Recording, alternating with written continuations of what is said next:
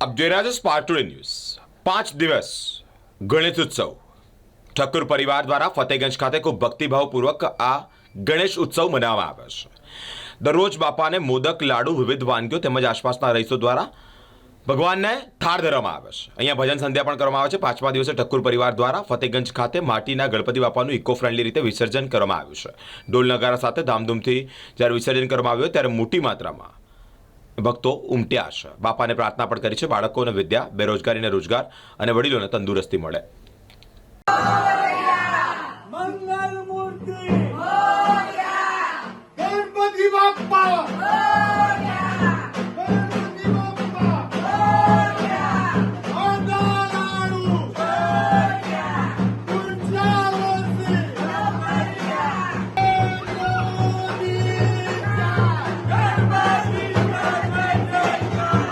ગણપતિ બાપ્પા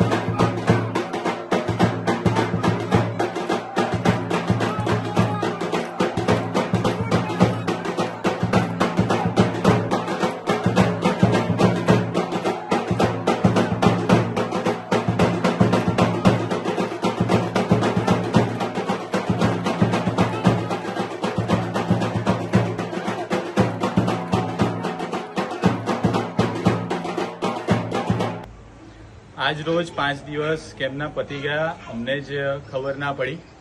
5 દિવસ ગણપતિ બાપ્પાને જે ભાવતો પ્રસાદ મોદક હોય, મોતીચૂરના લાડુ હોય કે પાસમ હોય, તેમને જેટલી પણ વાનગીઓ ગમતી હતી તે બધી એમને ધરાઈ, યથાશક્તિ પ્રમાણે ભક્તિ એમની કરી અને આજ રોજ ઇકો ફ્રેન્ડલી રીતે ઘરની બહાર જ પીપની અંદર પાણી ભરીને અને માટીની જ મૂર્તિ હતી એટલે લગભગ 3 થી 4 જ મિનિટમાં મૂર્તિ પણ ઓગળી જતી હોય છે।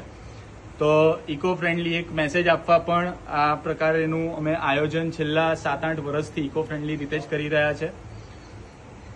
બાપાને જતા જતા એક વિસર્જન છે એ વિદાય નથી, પણ બાપાને અમે એક પ્રોમિસ આપ્યું છે કે આવતા વર્ષે જ આના કરતાં પણ વધારે આન બાન શાનથી અમે આપનું આગમન કરાવીશું અને આપની ભક્તિ કરીશું।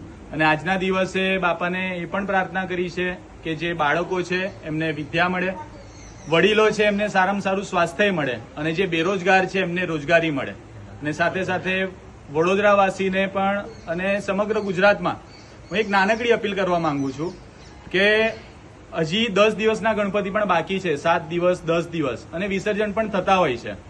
તો ઘણા સમયથી એવું જોવામાં પણ આવ્યું છે કે આ એક ધાર્મિક તહેવાર છે, આ કોઈ પાર્ટી કે એ પ્રમાણેનું ડીજે હોતું નથી। તો જ્યારે આગમન હોય કે વિસર્જન હોય તો એ ટાઈમે પણ પેલા મૂવીના જે શોભે નહીં એવા શબ્દો જે વપરાય છે એવા બધા ગીતો વગાડવામાં ના આવે અને બાપાના જ ધાર્મિક ગીતો વગાડીને એના પર ડાન્સ કરવામાં આવે। આ એક વડોદરાવાસીઓને એક મારા તરફથી અપીલ છે। તો મને એવું લાગે છે કે આપણે ખરેખર બાપાની આરાધના કરી, ભક્તિ કરી એ આપણે ખરેખર કહી શકીશું। સ્મિત ઠક્કર।